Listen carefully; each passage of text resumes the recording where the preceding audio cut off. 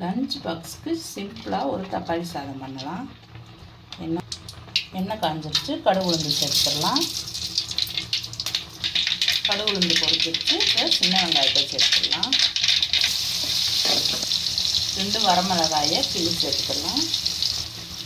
கருவேப்பிலை 2 கொட்டி சேர்த்துக்கலாம்.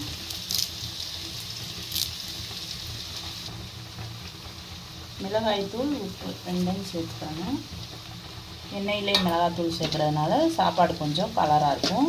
இப்போ தக்காளி சேர்த்துக்கலாம். தக்காளி நல்லா வதங்கணும். தக்காளி நல்லா வதங்கிடுச்சு. இப்போ வடித்து வச்ச சாதத்தை போட்டு நல்லா கிளறி விட்டுக்கலாம்.